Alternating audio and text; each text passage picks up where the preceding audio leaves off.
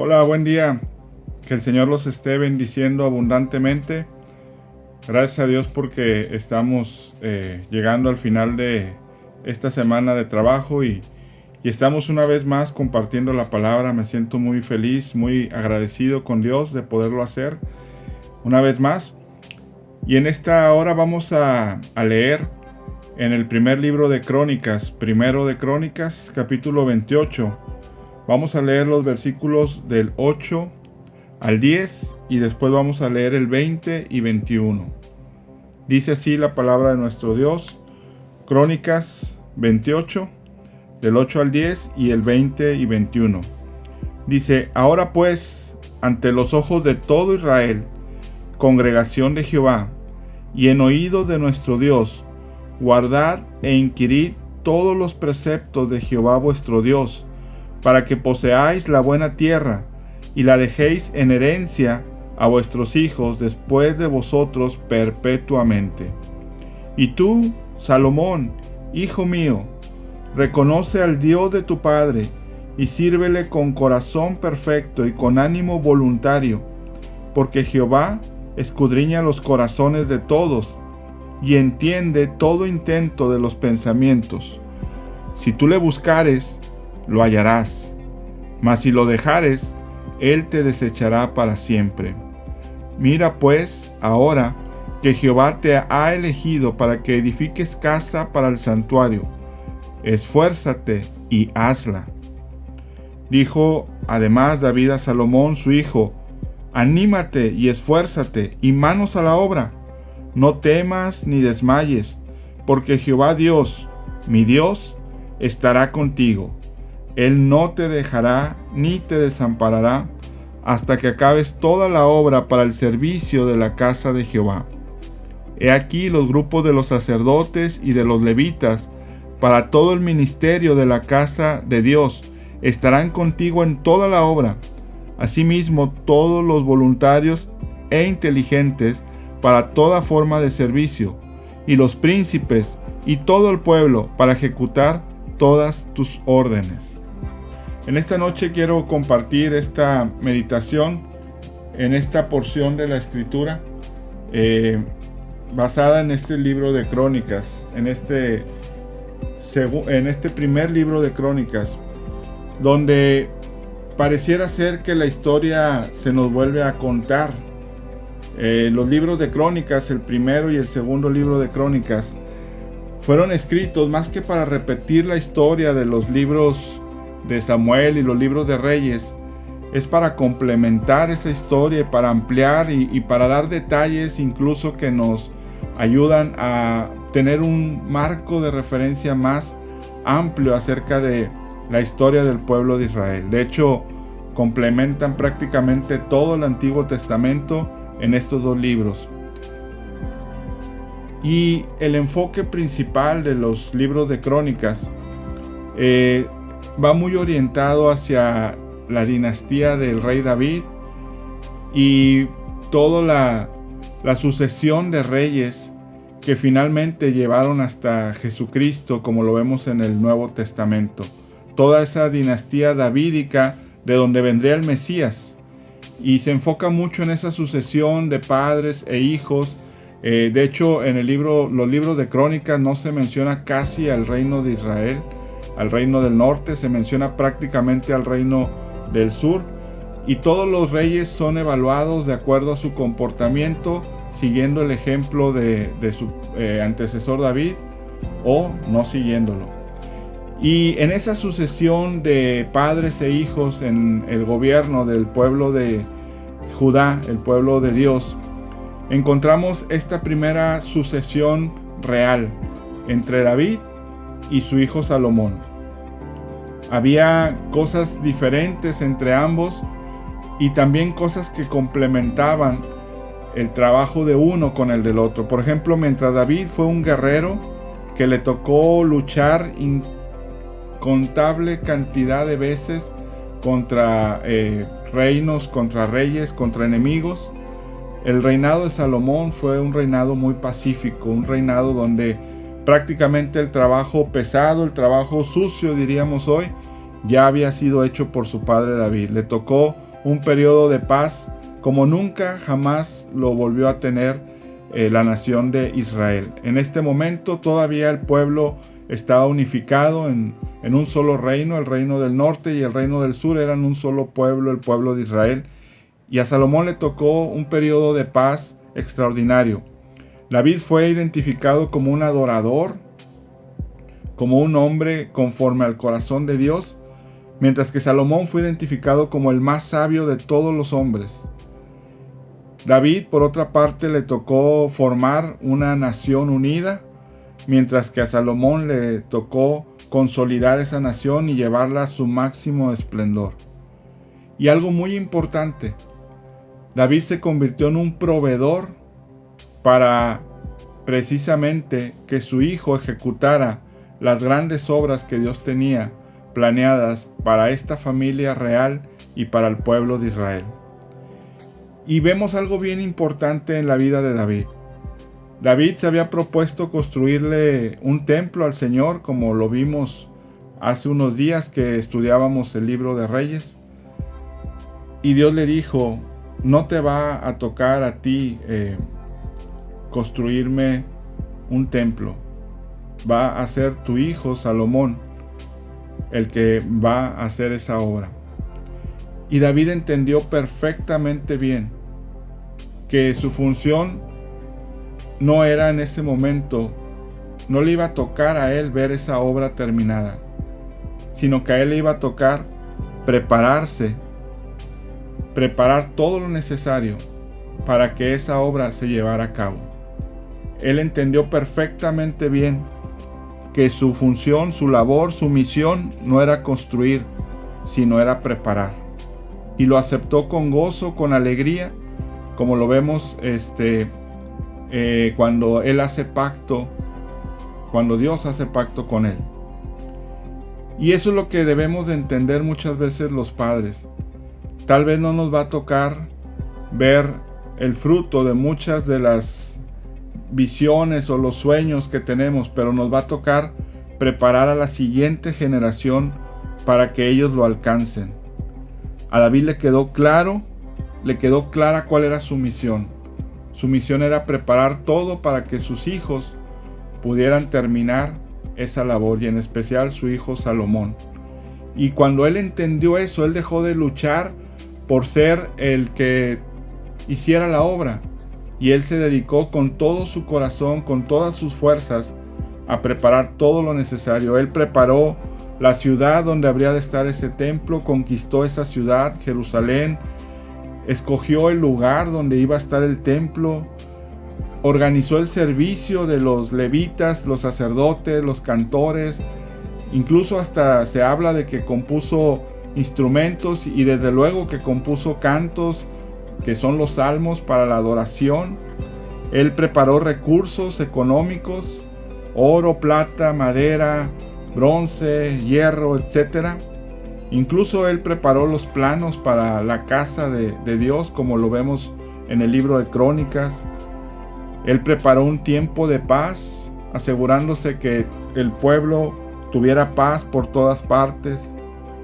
En fin, él aprendió que su trabajo era preparar a la siguiente generación para seguir haciendo la obra de Dios y llevarla a su máximo esplendor.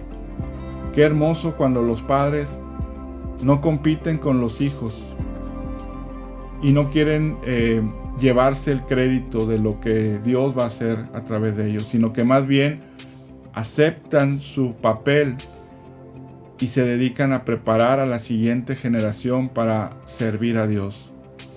Esa es la mejor herencia que le podemos dejar a nuestros hijos. Siempre debemos de procurar que la siguiente generación sea mejor que nosotros, que exalte más a Dios, que logre obras más grandes para Dios. David había logrado conquistar la ciudad donde iba a estar el santuario de Dios.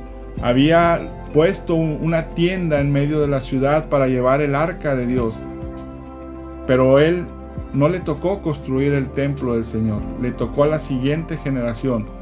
Y él se esmeró en preparar todo lo necesario para que su hijo pudiera hacer esto.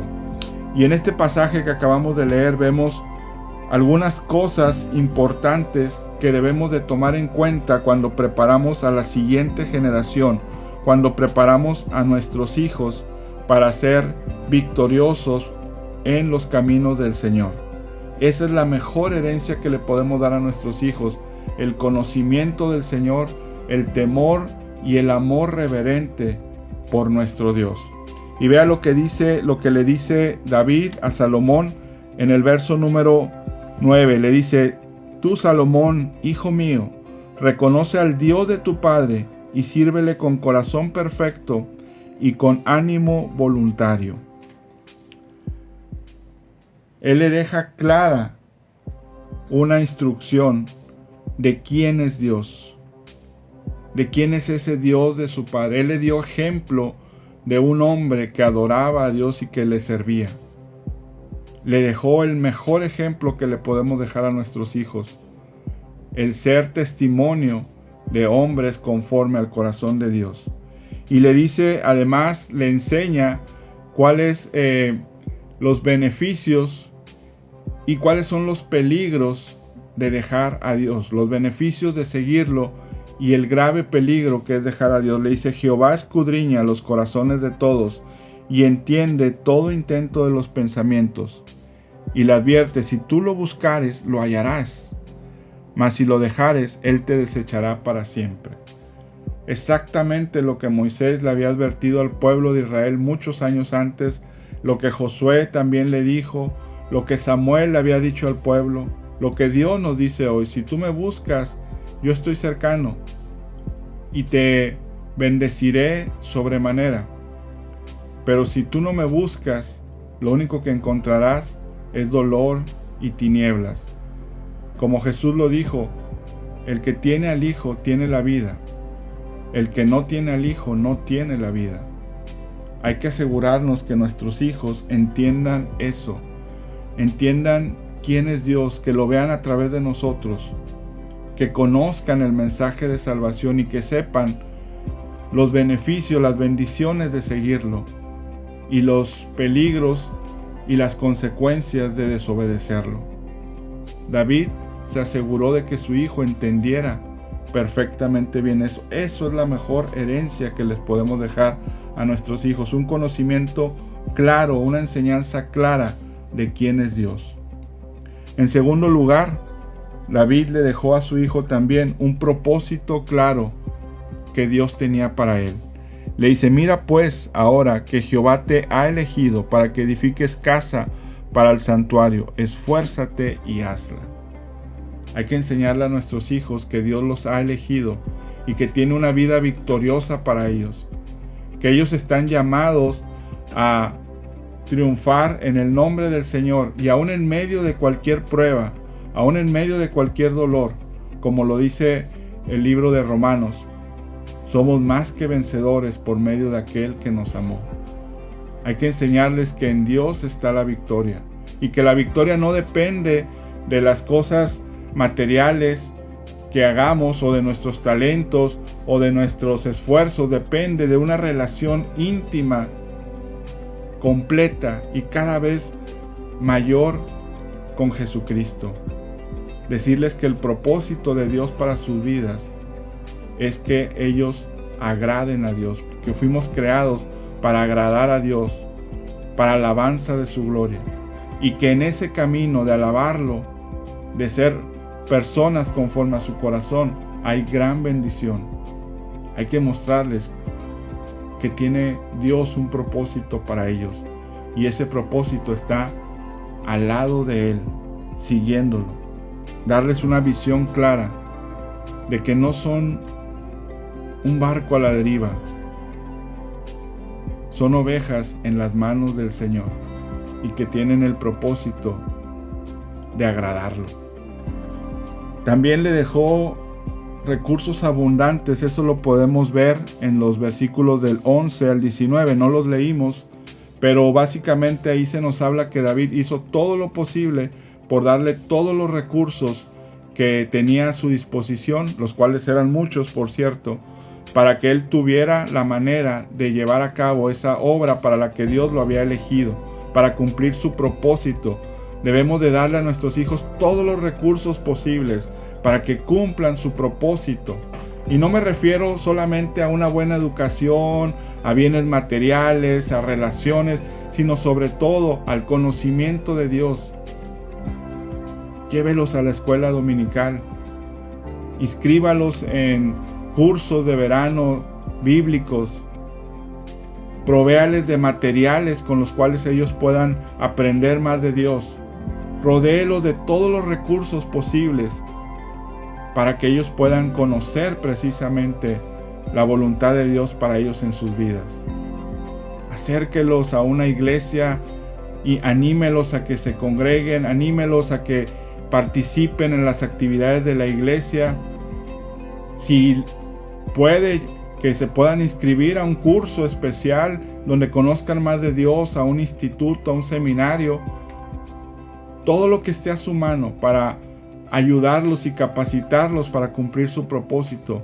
No escatime recursos en ellos. David proveyó todo lo necesario para que su hijo pudiera cumplir su propósito, que era construir esa casa para Dios. También vemos en el versículo 20 que David le proveyó de un estímulo amoroso, paternal, un ánimo, como él mismo lo dice, para que su hijo pudiera llevar a cabo esa obra. Mire lo que dice estas hermosas palabras de un padre a su hijo. Dijo además David a Salomón su hijo: anímate y esfuérzate y manos a la obra, no temas ni desmayes, porque Jehová Dios, mi Dios, estará contigo. Él no te dejará ni te desamparará. Tenemos que animar a nuestros hijos, no exasperarlos, como dice Pablo. No los destruyamos con palabras de dolor, con palabras que los hagan sentir mal o inútiles o incapaces. No los humillemos, no digamos: tú que vas a ser mejor que yo, tú que vas a saber más que yo. Si ellos están creciendo en el Señor, llegará un día que nos superarán, porque es natural. Nosotros, como dijo también Juan el Bautista, nosotros vamos declinando y ellos van creciendo en su vida espiritual. Es lo que esperamos. Yo deseo que mis hijos tengan una estatura mejor que la que yo pude tener a su edad, porque los estamos precisamente preparando para ser hombres y mujeres que cumplan el propósito de Dios. No debemos de sentir celos de ellos y desanimarlos. Al contrario, debemos motivarlos en las cosas de Dios. Y aquí no estamos hablando de echarles porras como si fuera: ánimo campeón, tú puedes, sino más bien, como dice perfectamente aquí David: Jehová mi Dios está contigo. Él no te deja, Él no te desampara. Si tú sigues buscándolo, si tú te sigues preparando, Dios te va a bendecir. Motivemos a nuestros hijos a ser mejores hijos de Dios. Y si logran superarnos, aleluya, alabemos a Dios, porque entonces habremos logrado una victoria que trasciende nuestra propia vida. Y finalmente, David le dice a su hijo: he aquí los grupos de sacerdotes y los levitas para todo el ministerio de la casa de Dios estarán contigo en toda la obra. No solo le proveyó la enseñanza clara de quién era Dios, el temor a Dios, no solo le enseñó que Dios tenía un propósito para él, no solo le dio los recursos que necesitaba y el estímulo, el ánimo, sino que también le proveyó de un ambiente en el cual poder cumplir su propósito. Le dice: aquí está el pueblo, aquí están los ministros, los sacerdotes que te van a ayudar. Rodeemos a nuestros hijos de un ambiente cristiano, que nuestras mejores amistades sean del pueblo de Dios, que no los expongamos a ambientes tóxicos donde haya gente que no teme a Dios. Desgraciadamente, a veces, sin darnos cuenta, cuando exponemos a nuestros hijos a amistades que no son del pueblo de Dios, les podemos estar acercando a un peligro tremendo. Cuidemos que sus mejores amigos sean hijos de Dios, que sean otros jóvenes que conocen a Dios.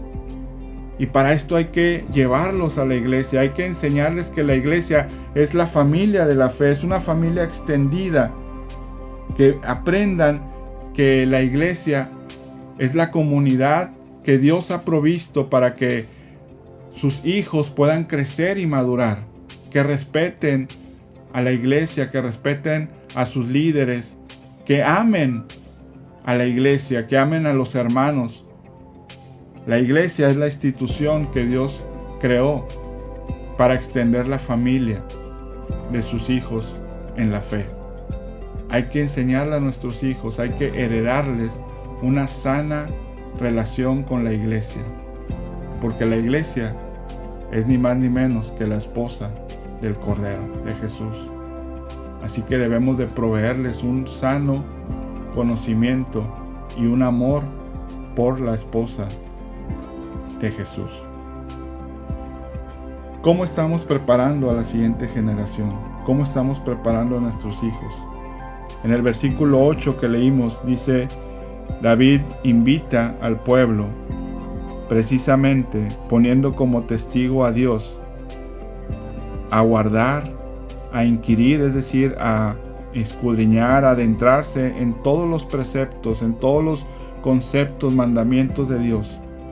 Y dice, para que eso le deje una buena herencia a sus hijos perpetuamente. Dios nos invita a dejarles la mejor herencia a nuestros hijos.